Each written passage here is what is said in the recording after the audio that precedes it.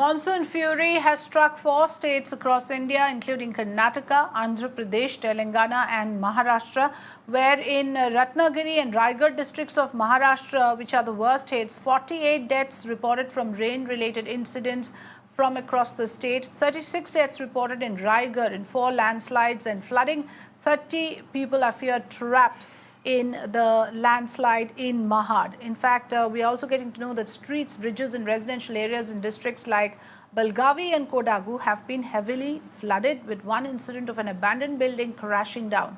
In Telangana, CM has asked MLAs to monitor a situation in their constituencies. Talking about Maharashtra, again, the state which is worst state among all states at the moment, 48 deaths have been reported so far from rain-related incidents. Districts like Ratnagiri, Kolhapur, Satara, Raigad and Pune are reporting floods and landslides.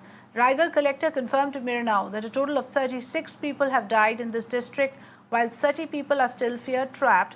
The water level of the rivers in this area is continuously rising, causing even more worry. In Kolhapur district, 10 villages are completely cut off, even as the NDRF teams continue to shift people to safer locations.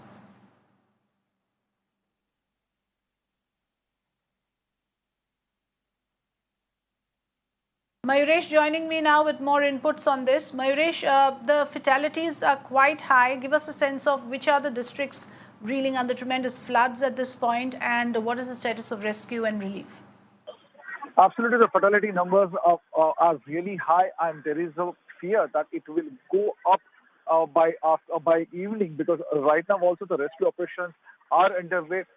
We can say that approximately 7 to 8 landslides have happened alone in the Satara district, and the teams are yet to reach at most of the spots, because earlier the teams were deployed for the Satara. There were only 2 teams, but now more number of landslides have happened.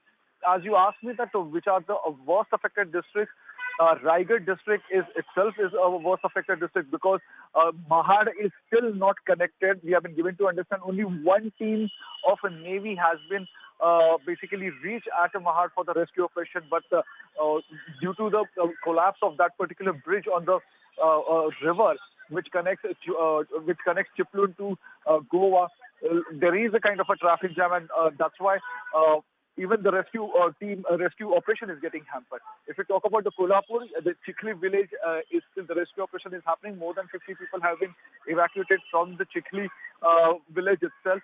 And yes, the Chiplun is still, we can say that the small villages nearby Chiplun are still under the flood water, and rescue operation is on. We have been given to understand by Maharashtra CM office that approximately 500 people since yesterday till morning 11 a.m. have been evacuated. They have been rescued from the various spots, which include the district which I talked about, Kolhapur, even Sangli, Satara, Raigad, as well as Chiplun. And they have been shifted to the safe place nearby.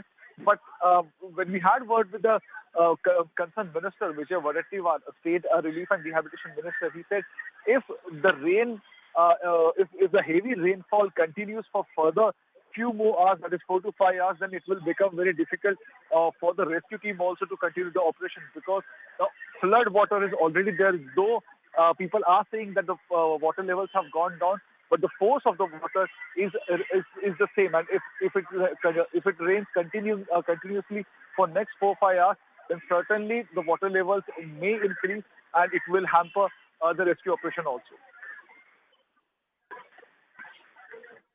Yes, we are looking at pictures from Kolhapur. Prior to that, we were also reporting how Chiplun in Ratnagiri is very badly impacted. Also, many people trapped in Raigad. Situation continues to remain grim across Maharashtra in the Konkan region. Thanks, Mayuresh, for joining us with your inputs.